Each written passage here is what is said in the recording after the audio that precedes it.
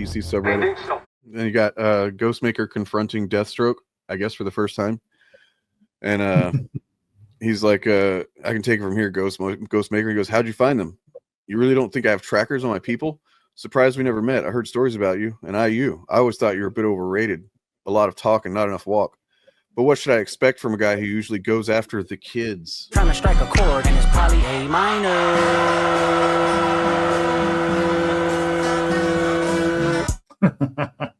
And that can be taken two ways, because yes, his nemesis often are the Teen Titans, but also there's a bit of a problematic history with Deathstroke in canon. He groomed some, some chick, some teenage girl. Tara, thank you. Yes, he literally a slave. I heard you like him young. Well, he loves beautiful women like I do. Likes them on the younger side. Slave's not like us. Certified assassin, certified pedophile. So let's talk about this real quick too. Oh my God, what does it mean? Does it mean the Snyderverse is back on? Oh my God. No, not at all. At best, this was done just to calm some of these Snyder cultists down a little bit. These fucking crazed maniacs that still somehow think that, despite the fact that Zack Snyder intentionally burned his bridges with Warner Brothers. Yeah. And like they're not going to fucking bring back. The only reason they let him do the fucking Zack Snyder's Justice League, which is not the Snyder cut, different thing, is because they already had so much of the movie done. There was fucking COVID. They needed content for their fucking new platform. That's the only reason that happened. I mean, if sure, as long as he's not writing it. Yeah, that's the thing. I think Zack Snyder is a really great visual stylist, maybe one of the best working in Hollywood, honestly. But he's a terrible writer and only a passable director. I think he'd be better if he was like a cinematographer or a production designer. I don't even know that, because when he did his own cinematography for Army of the Dead, it was ass. Yeah, it was the first time that he did his own cinematography, and it was not good. That was where it had like all the weird, field of vision, blurry shit going on, like just. But apparently so. I guess so. I mean, me and Morgan, like, I don't know, well over a year ago, when there was there kept every once in a while being these calls to fire James Gunn, and I was like, well, where are those coming from? And then I looked for about 2 minutes, and I was like, oh, I see, it's coming from the Snyder cultists. Because why are they wanting to fire James Gunn? Because it seemed like everything he was doing so far seemed like it had promise at that point, and still does. But so we kind of did a Fapcast where we compared the two men's careers, and whenever you really lay out the numbers as well as the critical reception, there's really no fucking competition. James Gunn dominates in every category, and then the one movie that has like high ratings and stuff like that did pretty well, that Zack Snyder did. Guess who wrote that one? That's what I was going to say. Arguably, Zack Snyder's best movie was written by James Gunn. Exactly. Yeah. But I mean, like, it's, they like to crow about the Suicide Squad because didn't do well. It's like they didn't even release it in theaters, you fucking idiots. It was literally only released on HBO Max. And from what I understand, everybody that sees it that's not a fucking Snyder cultist thinks it's great. That's literally the reception to that movie was why they said, hey, why don't you do our whole movie line? But I mean, aside from that one, take that off the board. Take Justice League off the board, because if you want to say that that's unfair because Warner Brothers screwed with his vision or whatever, okay, take Justice League, the original one, off the board. Take the Suicide Squad off the board. Whatever. It doesn't matter. It doesn't matter how you fucking count it up. James Gunn's films are by far and away well received by critics and audiences. Zack Snyder's aren't. And I'm not saying that as like to put Zack Snyder down, because I've actually made a lot of defenses for some Zack Snyder stuff before. I stopped doing that after Army of the Dead. We're with Army of the Dead. I didn't make any excuses for that one. It was pretty fucking atrocious. But like, I thought Batman versus Superman had something there that, especially the Ultimate Cut, there was more to it than I think, it got credit for. I think the biggest mistake was not the movie itself, was just that the movie should have come after a Batman movie, but they rushed into it. So, that's not necessarily his fault. Warner Brothers wanted to do it. So, okay. So given that those parameters, I think he did pretty okay. Could have been better. Also was not completely terrible. Anyway. Yeah, I think I like Man of Steel as a superhero movie, but I don't think it's a good Superman movie. True. I mean, if you've read Earth One Superman, I mean, and I was kind of fond of that. I know a lot of people aren't or whatever, but like, especially because Shane Davis drew that shit. He's Comics Gator. But like, I thought it was a pretty cool take on Superman, and that's where you can tell with a lot of the inspiration from Man of Steel came from that. Yeah. And so in that regard, it was pleasing to me. And I actually, you know, I thought that the neck breaking thing at the end worked. You know what I mean? Like, because it just, but that's part of the thing. The problems with the subsequent films is that, well, maybe not. I don't want to get. It's been a long time since I've thought about it, but like, yeah, I didn't think it worked. I think it could have worked, but I feel like they didn't set up the moral dilemma there enough. Because I think what detracts from that scene for me is the fact that during the big fight in Metropolis, Superman made no effort at all to stop him. Yeah, to stop civilian.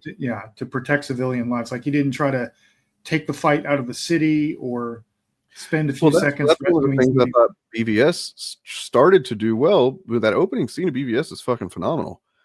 You know, with Bruce Wayne like watching everything from the ground and like seeing the fucking, you know, like it's like, oh, he's gonna make him fucking, he's gonna hold him to account for this shit. But then it kind of takes it to where he's like, and I'm not against what Batman's about in that movie on its face. I just wish that we would have seen this version of Batman as a regular version of regular Batman before he's the murderous Batman. I want to see him taken to that place from where we know him, rather than just, here's the new Batman. He wants to murder fucking Superman. He's murdering people. You know, I'm not against Batman going kind of off his rocker and killing people and then having to learn to fucking be chill again. But yeah. Right. Except he doesn't. Like, right, even at the end of that movie where he goes to rescue Martha Kent, he totally murked all those guys. Whereas I think this is a really stupid take, like for two reasons. No, Disney should not have a fucking monopoly on superheroes.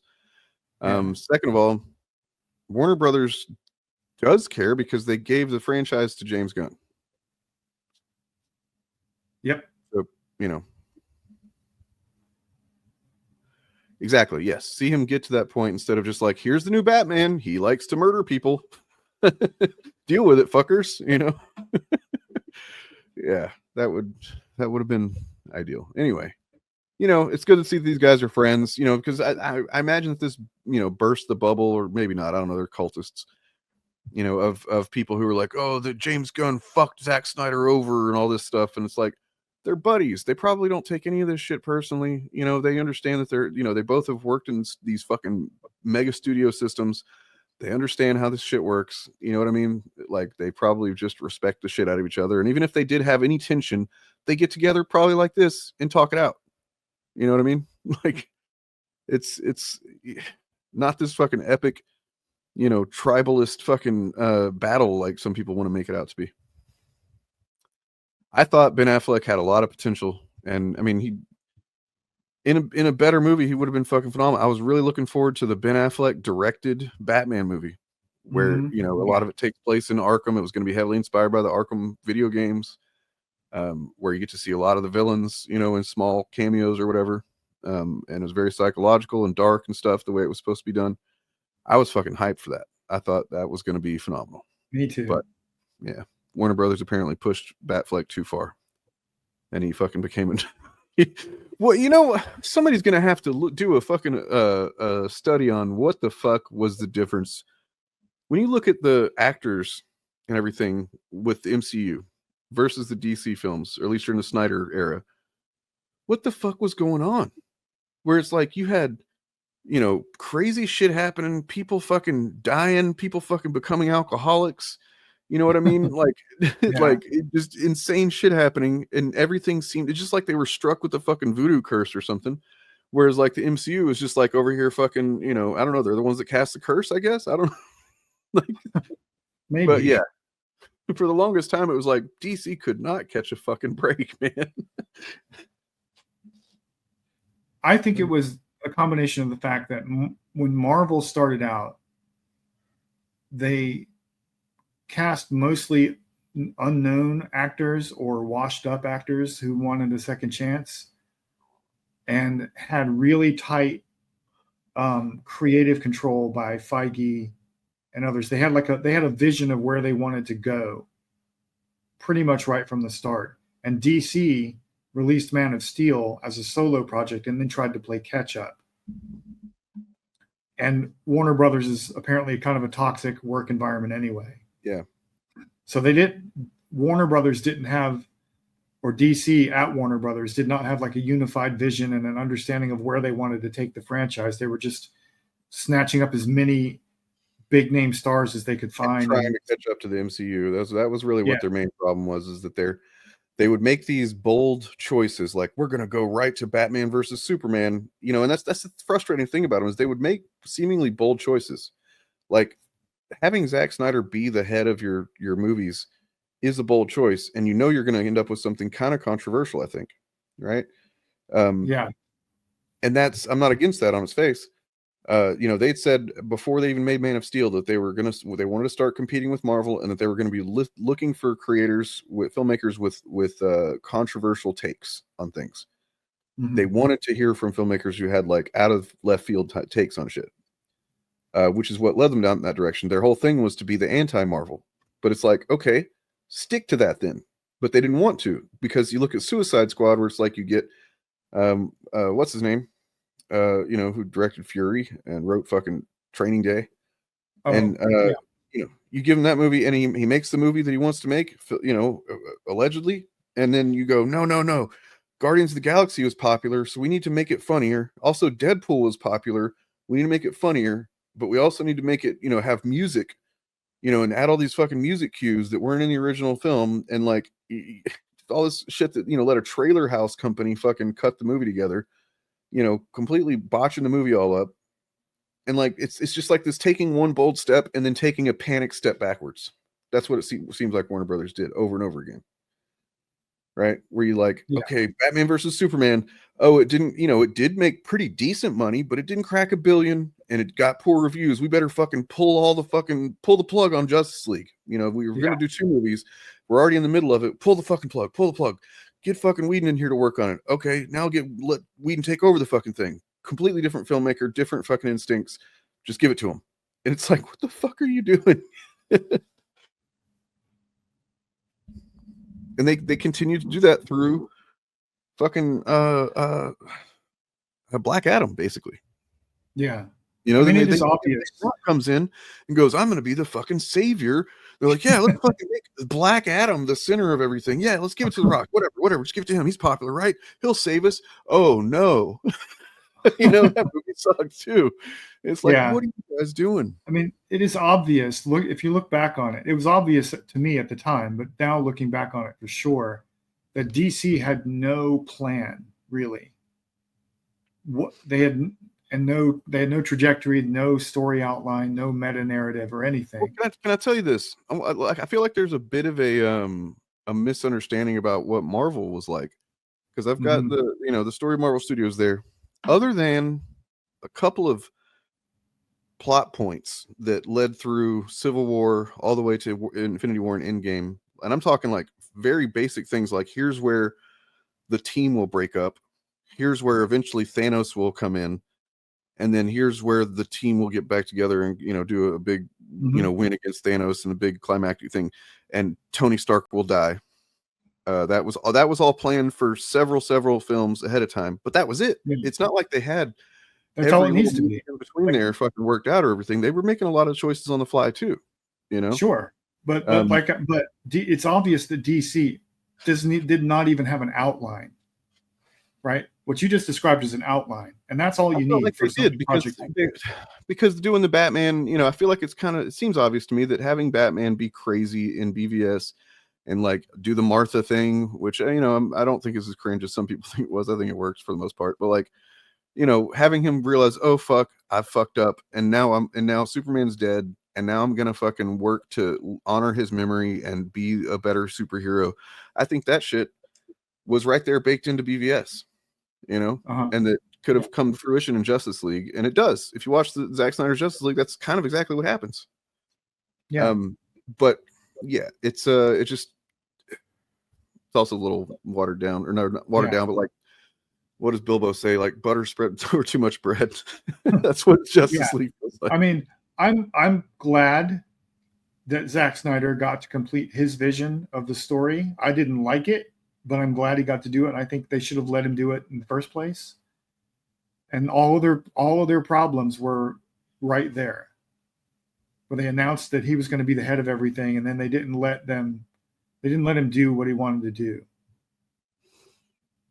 Too much studio interference.